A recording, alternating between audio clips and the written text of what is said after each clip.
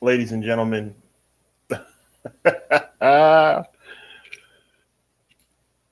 my name is Sean Hubbard, but you already know that. This is HUBBanomics, but you already know that. You just watched SummerSlam, and you already know that. But I'm going to say something that perhaps you wouldn't expect me to say. You just wouldn't expect me to say. Ladies and gentlemen, you cannot, and I repeat, you cannot have that type of cash in twice in your career. WrestleMania 31 and SummerSlam 2025. You cannot have cash-ins like that twice in your career and not be catapulted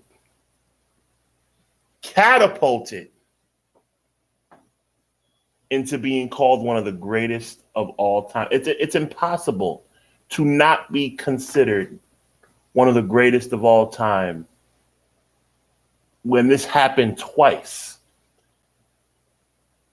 Welcome to HUBBanomics. Welcome to HUBBanomics. This is your official Hubbard Wrestling Weekly post-game show for SummerSlam 2025. I told you guys on Clash of the Podcast 605 every Monday night that I was about 60-40, 70-30 about the possibility of there being a legitimate injury and possibly that Seth Rollins would cash in at SummerSlam. And the reason why I was even that unsure instead of 90-10 or 100-0 is because I didn't think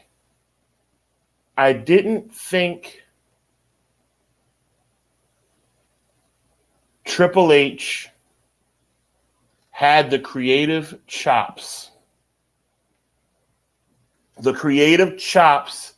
to do what he did. Do you guys realize this is the first time I'm going to have to tip my cap to a man who I still think is subpar, below average, not that great in being a booker for WWE. But tonight, and I guess we could say way back at Saturday night's main event, Triple H got one right. Seth Rollins is the new World Heavyweight Champion. I loved it. And I would say I'm in shock. I'm not really in shock, but guys, let me know what you thought, man. I got to give a shout out to the audience being here. Big shout out to the chat. My boy Clown is in the building. Cleasy13Z4 Tweezy says good evening. Speaking of good evening, the one and only M. Leezy for Sheezy says good evening, everyone. Hope everybody had a good Saturday.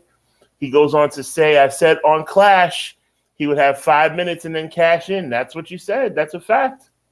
Quilly, what up, Quills? Sir Quills in the building says, what's up, Hub? Your boy Sir Quills here to enjoy. Again, your SummerSlam review edition of HUBBanomics, hashtag HWW, hashtag HUBBanomics. I appreciate you, my brother. The only video we like says, happy Saturday and God bless. God bless you too, man. Honestly, besides the beginning, M. Leezy says, and the ending, it was a boring night, not one of SummerSlam. Like it's WrestleMania 41 all over again. That's a pretty solid assessment. Pretty solid assessment. The only video we like says we basically got the same beginning and end of night one of WrestleMania 41 for this show.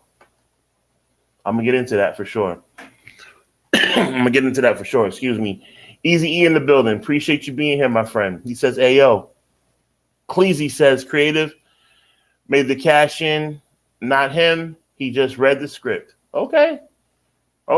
Well, everybody reads the script, Clown. At the end of the day, Seth Rollins has been, if you want to say that he's been maneuvered into being one of the greatest of all time, so be it. But Seth Rollins now has the two greatest cash-ins in WWE history. Deanna, welcome. How nice. I'm glad you guys you were able to make it, Deanna. She says, I just want to hear what Drew McIntyre has to say about all this. Oh my. Agreed. Vinny says, I used to think Rollins was a Timu Shawn Michaels, but he's earned my respect this year, to be honest. That's a fact. That's a fact. Easy E says Heyman did. Emily Z says Triple H got lucky. I bet you Seth had input in this. I bet Paul Heyman had input in this. So, yeah, I agree. We're not going to give too much credit to Triple H. Emily Z, I agree. Vinny says, so that awkward finish with LA Knight was a ruse. Yes, I guess so. It's insane. I guess so. And imagine that. Imagine that. LA Knight wasn't even on the card tonight. Cleasy says, and it made no sense, Cena versus Punk Money in the Bank after Punk won. Vince sent Del Rio out to cash in on Punk, and Punk escaped through the crowd as soon as Seth started taking the brace off. Why didn't Punk leave? Fair enough. Fair enough. If you want to say it was a little clunky, I can appreciate that. I can appreciate that if you felt it was a little clunky.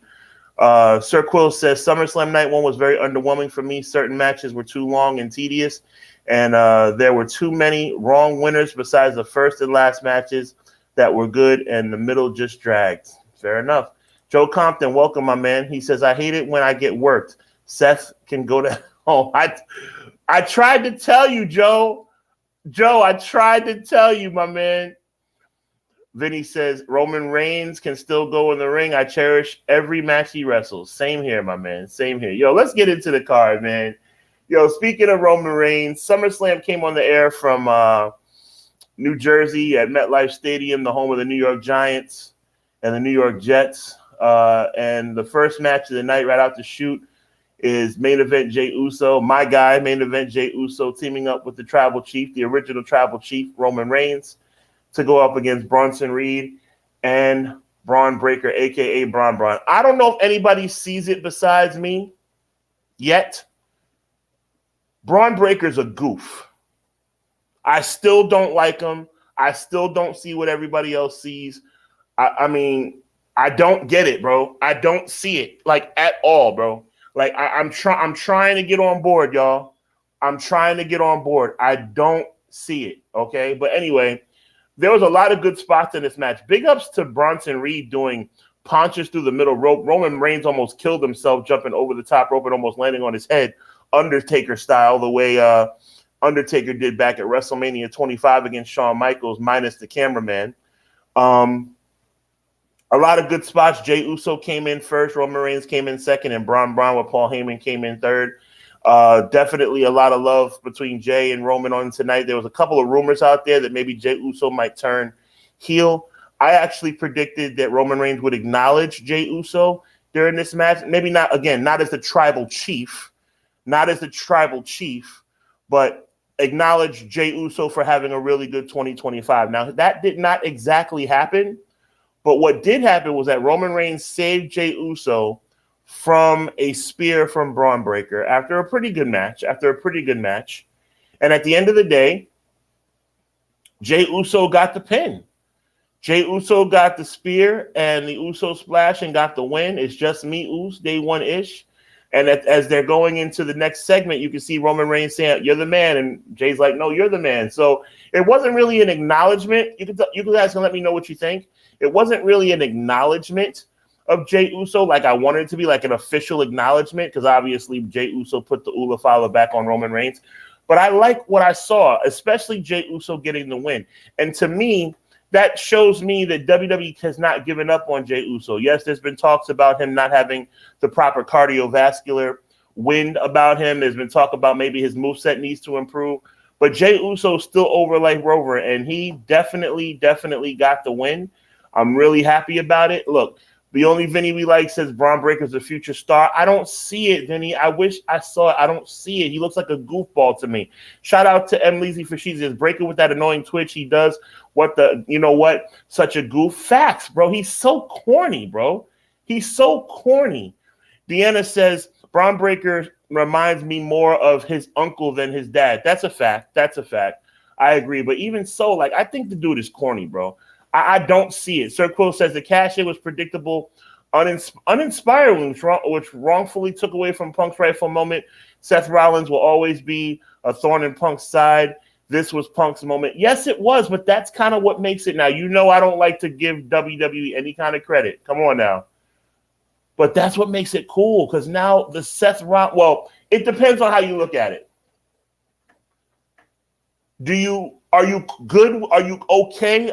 Let the chat let me know. Are you okay with the Seth Rollins CM Punk rivalry continuing?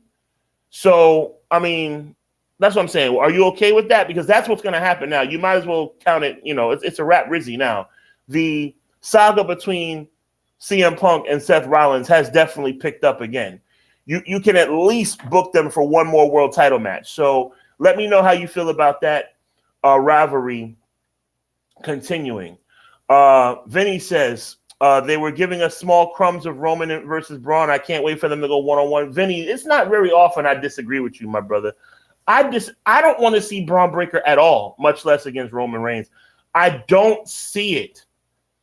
The dude has no charisma. Yes, he's as fast as a speeding bullet, as I guess you could say, but he's corny, bro. Whatever happened to character development? Is this Twitch thing supposed to be like, is that supposed to be cool? It looks stupid. It looks so freaking stupid. I don't like him at all, bro. Sir Quills gives Roman Reigns and Uso versus Breaker and Rita 8 out of 10. I was in the 8 to 8.5 range. No doubt. I like that. I like that rating from Quills. M. Leezy says Roman putting his cousin over himself, taking the bullet for him. So I guess M. Leezy agrees that that's kind of like Roman Reigns giving Jey Uso the rub. I would agree with that. Sir Quill says 2 production botches during Reigns' entrance, messing up the timing of the pyro twice. Bush League and ridiculous from a media conglomerate like WWE making those kind of mistakes. My tag team partner from Clash of the Podcast, Conrad, is in the building. Welcome, my guy. Conrad getting some shout outs from Deanna and from the one and only Sir Quill. Shout out to my boy XG Dubs in the building. Thank you for being here, my brother.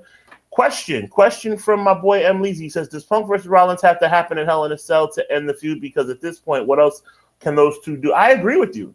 That's what I was just saying. Like this rivalry, you have to say this rivalry just will continue to go on. And speaking of that, Joe Compton says the Seth Punk saga is going to be everlasting, just like the Seth Roman saga was. The three of them are forever intertwined. I hear that. Everything Pro Wrestling says what's up to everybody after getting all the shout outs. That's what's up. Let's move on to the second match. Charlotte Flair and Alexa Bliss challenging Judgment Day, Raquel and Roxanne for the WWE Women's Tag Team Championship. I'm going to give this match, and I'm going to ask you guys what you think. I'm going to give this match, and by the way, once again, I gave the opening match, Roman and Jay versus Bronson and Breaker, an 8 out of 10. I'm going to give Charlotte and Alexa versus Judgment Day about a 6.5 out of 10. I thought it was a decent match. It wasn't anything spectacular, but it was a decent match. I think the right team won. I've said it before in chat. Let me know what you think. I think at the end of the day, you definitely have to have the Judgment Day, meaning Raquel and Roxanne win the titles back before Liv Morgan comes back, because that's what the story is going to be all about. So as long as they get the titles back, as long as XG Dub, I gave the opener 8 out of 10. As long as they get the titles back by the time Liv Morgan gets back, I'm cool with this. You know Charlotte and Alexa are not going to last a long time. They even during this match, there was a spot where they teased them breaking up on the first day. They teased them breaking up today, where accidentally, you had a situation where Alexa Bliss punched Charlotte in the face. Charlotte was about to kick Alexa in the head, but decided to go after her opponents, and they won the title. So they're already, even winning the titles, they're already teasing them breaking up. But I have no problem with the match. Guys, let me know what you think. I'm going to give the women's tag team title match a 6 out of 10. All right? Easy, I think he's talking about Braun Breaker. He says he's quicker than a hiccup. No argument there. Conrad says, I have a prediction. WrestleMania 42, Reigns, Rollins, Punk, and Cody in a fatal four-way. Maybe. XG Dub says that was the answer to my boy XG Dubs, no doubt, talking about the opening match. I give it an 8 out of 10. Deanna gives it a 6 because they were bad. They were bad in a bad spot. The crowd just had yeeted like crazy. That's true. The number 2 spot of a major pay-per-view is always a tough spot to be in. There's no question about that. And Conrad reiterates the fact that it's going to be a 4-way match. So he thinks it's going to be Cody, CM Punk, Roman, and Seth at WrestleMania for the title. I'm assuming for the title in a fatal 4-way at next year's WrestleMania. We'll see. We'll see. Let's move on, guys. Sami Zayn versus Karrion Kross. Now this, for my boy Sir Quills and for my boy M. Leezy for Sheezy and many others, this is where, when you think you're getting off to a good start, you had the rightful winners, Jey Uso and Roman Reigns, win the match. I thought that Charlotte Flair and Alexa should have won the tag title, so I was perfectly fine with that. Then you have Karrion Kross versus Sami Zayn. Conrad says no 4-way. He's saying it's going to be Reigns and Rollins and Cody and Punk in single matches. I stand corrected. Bruh. Why in God's name? Why in God's name did Karrion Kross not win this match? See, everybody's really going to be on a high because of what Triple H just pulled off with the Seth Rollins cash-in. And you know what? I'll give you 2 claps for that, Triple H. It was a great cash-in. But you still have to be held accountable for the ridiculousness that we saw in this match between Sami and Karrion Kross. Karrion Kross, outside of WWE booking, might I add, outside of WWE booking, has been on fire. Has been on fire. He's made himself relevant through interviews with Roberts, through outside sources. He comes out, the crowd chants his name. We want Kross. He's gotten himself over. And you think, okay, maybe he's going to get an opportunity to shine on one of the grandest stages in all of pro wrestling, the second most important pay-per-view in WWE history, SummerSlam. But you know what? No. You have Sami Zayn go over. You have Sami Zayn go over even though Karrion Kross is on fire right now. Why? Why are we forcing this square, like I like to say, why are we forcing this square peg into this round hole? It doesn't make any sense.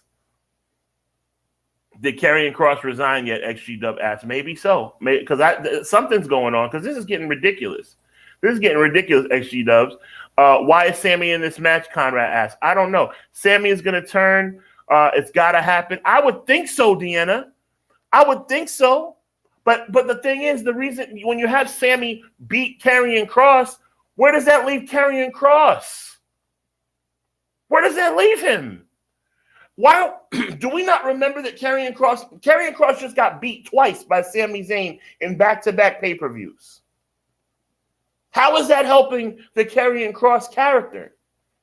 The answer to that question, it's not. Clown says, didn't resign, got himself over with the machine wanting him to. Okay, good question. Karrion Kross says, M. Leezy, I don't believe the WWE have faith in him to be a top guy. Maybe not even a top guy, but a medium guy. Put him in a championship race as it relates to maybe the United States or the Intercontinental. Give him TV time. Jocelyn, good evening, my friend. She's in the building. So evening all. I'm not sure why I didn't get a notification. Hope SummerSlam was good. I don't know why you didn't get a notification either, but I'm so glad that you made it, Jocelyn. Quills says that Sami and Kross get a 7 out of 10, yet another standard match, nothing too exciting. It was more about the steel pipe than the match. Good point, Quills. Trying to desperately turn Sami and Kross. Lost again. Wrong winner number 1. Couldn't agree more. Okay, XG Dub, I see you. M. Leezy says, Kross current deal runs out this month, and Kross has been teasing on his YouTube channel about the truth coming out, and I'm guessing it's about his future. Oh, man. Yeah, XG Dub says resign. XG Dub say what's up to Jay-Z. Same, no notification. I don't know what's going on either, but I can't tell you what's going on. I have no idea. Hopefully it's a YouTube thing, a glitch that gets worked out. Now, let's move on. Another surprising outcome for me. I predicted that Jade Cargill would win. Pretty good back and forth match, but honestly, nothing spectacular. Nothing. Oh, by the way, I give Kross versus Zayn a 3. A 3. Nothing spectacular, nothing even intriguing about that match, and the wrong person won, as Quill's articulated. Tiffany Stratton defends the WWE Women's Championship against Jade Cargill. Everybody was kind of thinking, including myself, that it was Jade Cargill's time. I guess not. Jade Cargill loses clean on the prettiest moonsault ever by Tiffany Stratton. And I guess where does Jade go from here? Is she waiting on Bianca Belair?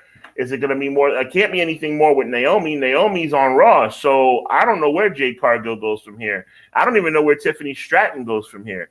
The women's division on SmackDown has been failing, so I don't know exactly what's going to happen with that. You got Charlotte and Alexa tied up with the women's tag team titles at least for a couple of months, so I don't know. I don't know what's going to happen, but at the end of the day, I can't even tell you. But Tiffany Stratton retains in a match that I give a 5 out of 10. Nothing too spectacular about this match. And again, I look at it like Jade Cargill shouldn't have been the one to win, but it's kind of like you're damned if you do, you're damned if you don't. I don't know if Jade was supposed to win. I don't know if Tiffany was supposed to win, but where do you go with Jade from here? That's the question. Then you have Drew McIntyre versus Logan Paul. Drew McIntyre and Logan Paul versus Randy Orton and Jelly Roll. I want to give a big shout out to Jelly Roll. Jelly Roll did his thing in this match. It wasn't a 5-star classic, but Jelly Roll, for being a novice, for being an outside competitor, really did a good job. And him taking that frog splash, big ups to Logan Paul, too. I don't like Logan Paul, but Logan Paul did execute that frog splash perfectly. You know why?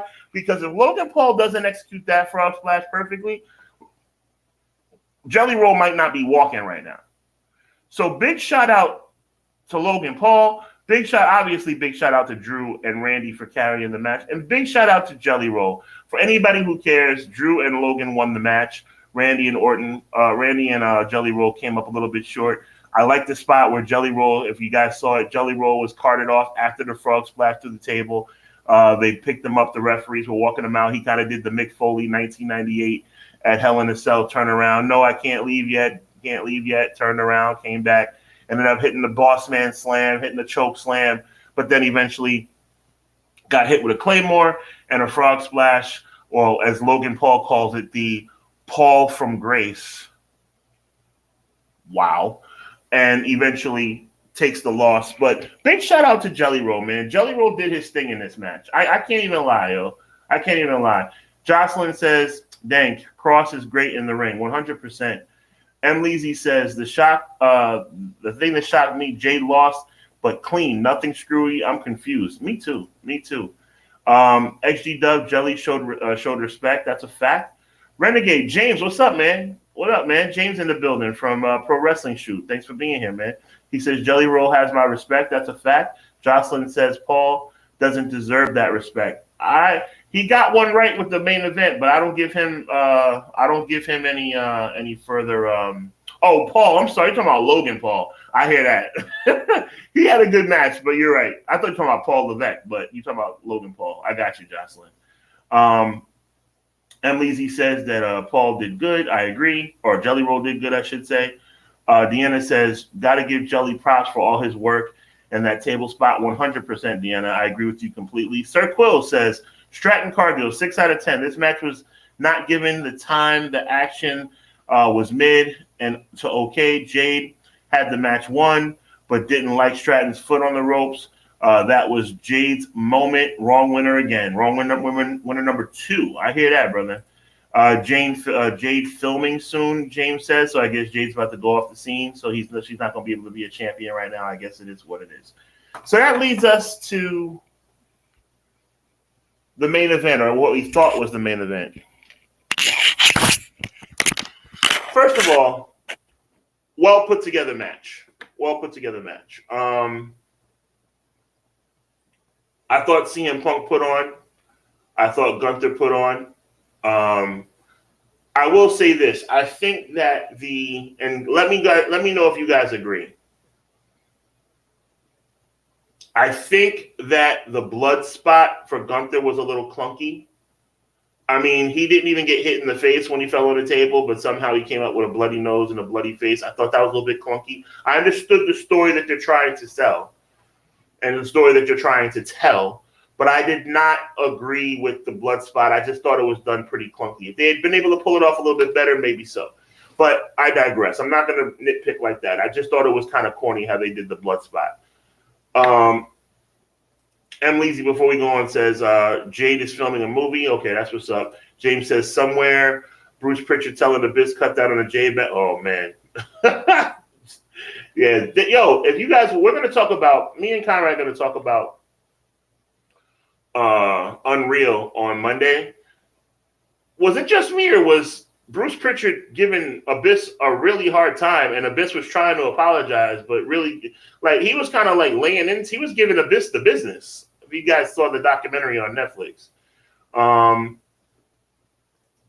Jocelyn says, I'm going to be like the rest of the, excuse me, I can't even read, in their theories, it's baseball season. Jade may have to focus on their team. Okay, fair enough.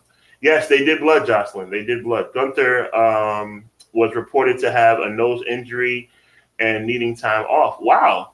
M. Leezy with another news report. Thank you for that. That's crazy. Okay, that's what's up. That's what's up. Appreciate the heads up. That's probably why they did the nose spot then. That makes a lot of sense. So you have CM Punk going after his first championship in over a decade. You have Gunther, who's only lost 4 matches in his WWE career, which is insane. And he's in a situation now where he's defending the title against the sentimental pick, the one and only Phil Brooks, a.k.a. CM Punk. A lot of good spots. It was a typical, I'd say, underdog where CM Punk was getting the crap kicked out of him. CM Punk continued to come back. Chops, kicks, dinosaur drop kicks, frog splashes. CM Punk weathers the storm. Then Gunther stands on top of the table, the announce table, celebrating before the match is over. CM Punk trips out Gunther's legs, similar to the way he tripped out Drew McIntyre's legs at WrestleMania 40. Like I said, Gunther didn't fall on his face, but when he goes behind the announce table and pops his head back up, he's bleeding profusely and he's grabbing his nose. Maybe that has something to do with the report that Matt Lopez just talked about. So at that point, Gunther is compromised, guys. He's compromised. He's losing blood. He's showing the world that, okay, well, you know, I am a human being, you know, similar to, you know, anybody who's old enough to or watch the Rocky movies when it was Rocky versus Drago. And he cut him for the first time. It's like, oh, yeah, he's a human being. And you know, you could hear Michael Cole and Wade Barrett talking about how he's human, he's mortal, etc., because the blood made him a little bit more human. CM Punk hits back-to-back go-to-sleeps, and we have a new World Heavyweight Champion. Now, I told you guys on the Clash, 6:05 every Monday night, that I felt as if there was a chance that Seth Rollins was not really hurt. Some people believed me, some people didn't. I was 60-40, 70-30 in that range. I'll say 65-35. I'll meet myself right in the middle. Because I didn't believe Triple H would come up with anything that creative. I mean, think about Karrion Kross losing to Sami Zayn tonight. Think about Jade losing to Jade Cargill. Think about the structure of this entire pay-per-view. I don't believe Triple H does the right thing more times than not. I think Triple H is very, very, very subpar in his job of booking matches. So for me to say 60-40, 70-30 and land at 65-35, that Seth Rollins was not injured and going to come back, I was very confident that would happen. the interviews where he had a knee brace on, but there were no doctor reports. There was no, he was in Birmingham, but there was no conclusive, X-rays or anything of that nature to decipher how bad the injury was. I kind of felt like there was a chance. And when I heard Seth Rollins music, I'm not going to lie, I got excited. Now, and chat, I want you guys to let me know what you think. Oh, James from Pro Wrestling Shoes says the Punk Gunther match was produced by Abyss and Adam Pearce. Good to know. Good to know. I appreciate that little tidbit of information, James. Thank you, man. Quill says Punk versus Gunther, 8 out of 10. This was a very good, hard-hitting match with both men showing extreme toughness and resilience, more so of Punk enduring Gunther's constant punishment. That's a fact. Very strong statement, very accurate statement.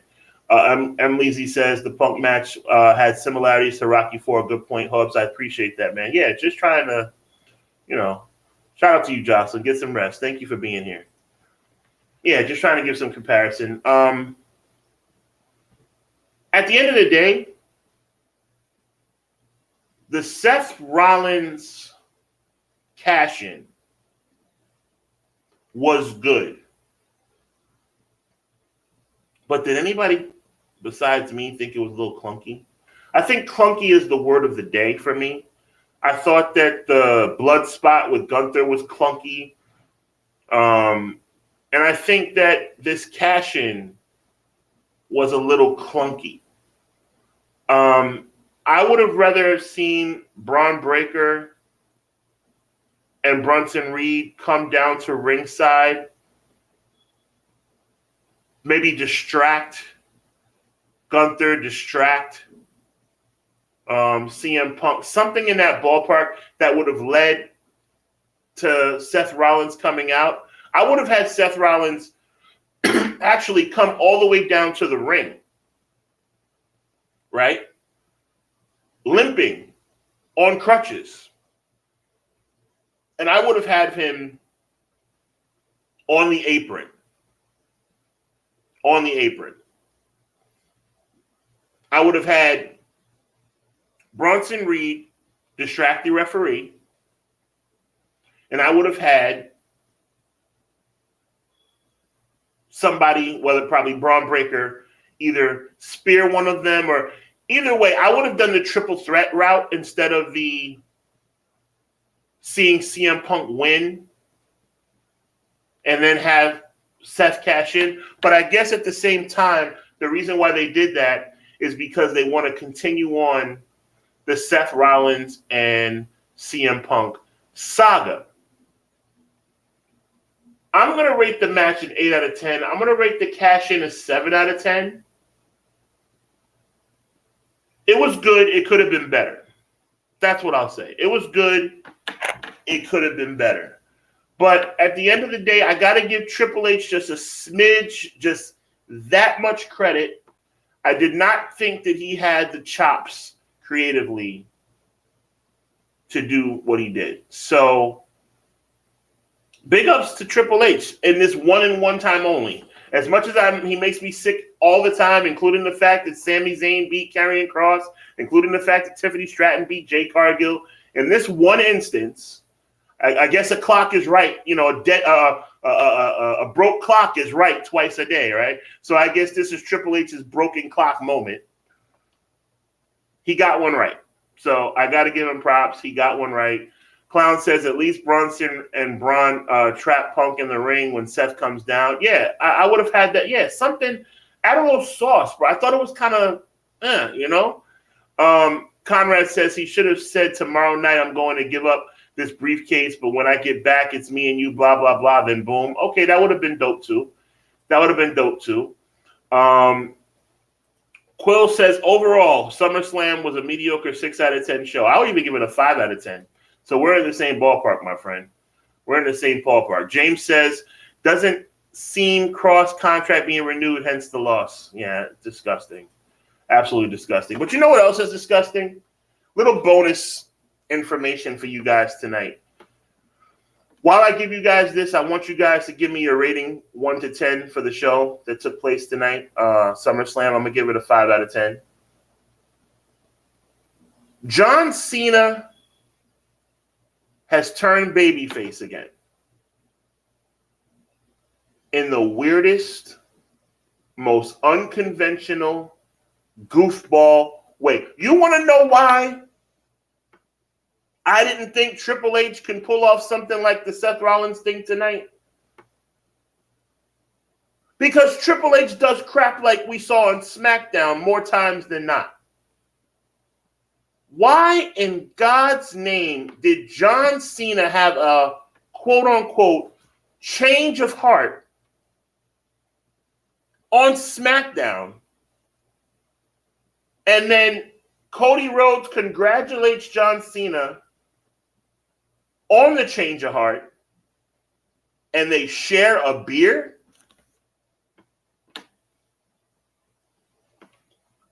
They share a beer? What the heck is going on here? Was it just me, or was that not one of the most corniest things you've ever seen? Why? First of all, why did John Cena have a change of heart? He's saying that the people that made him make the change have left him. So I guess that means Travis Scott and The Rock, even though he never said Travis Scott and The Rock, because they can't say Travis Scott and The Rock, because we don't know if Travis Scott and The Rock's going to show up, and 9 times out of 10, Travis Scott's not going to show up. And 9 times out of 10, The Rock's not going to show up. So we can't really say Rock, or we can't really say Travis Scott. We got to say, my team let me down. So because my team let me down, I got the viral moment, I got the crazy moment, and now, you know what? Well, what I'm going to do is I'm going to go back to my old self, because I only did it for the moment, because I was convinced to do the moment, but now I'm back to my old self. What in the Fruity Pebbles is he talking about? And Cody Rhodes says, welcome back, like the goofball that he is, shakes his hand and gives him a beer? What the heck is going on?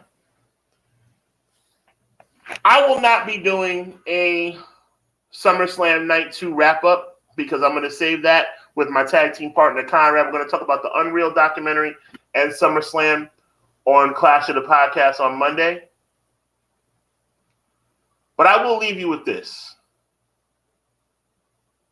The last time Conrad and myself were on the air for Clash of the Podcast, we gave our predictions. I'm going to give a slight alteration to my prediction for the WWE Championship match taking place tomorrow night. And you can quote me on this. There's only one way that this ridiculous change of heart, air quote, is going to make sense.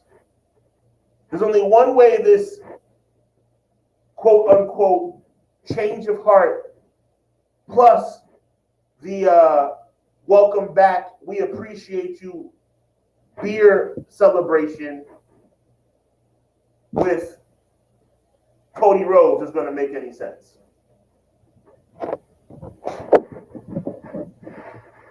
It has to be a double heel turn. It has to be a double heel turn. You have to have John Cena come out, because you box yourself into a corner. But you have to have John Cena come out. You have to have him with the colorful entrance. No more straight up black and white entrance. He has to come out with color. So I guess Giants colors, like I'm talking about the Titantron and everything. He has to come out with color.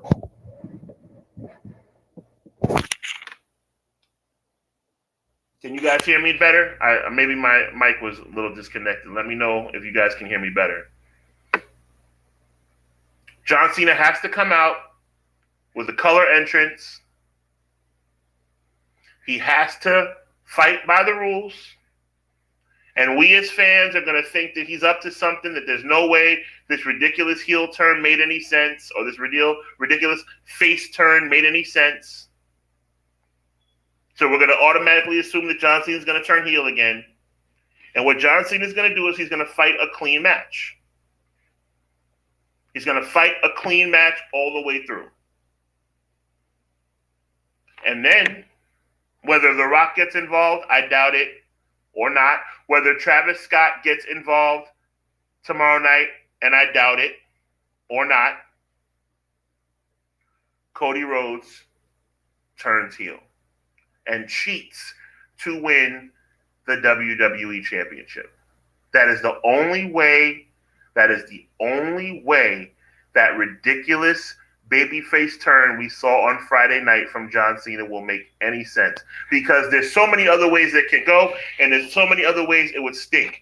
John Cena turns babyface for no reason on Friday night, and then John Cena just fights Cody Rhodes one-on-one, and they're both babyfaces, and you have a straight-up winner. That's stupid. John Cena turns babyface for no reason on Friday night, and then John Cena turns back heel on Sunday. That's stupid. At the end of the day,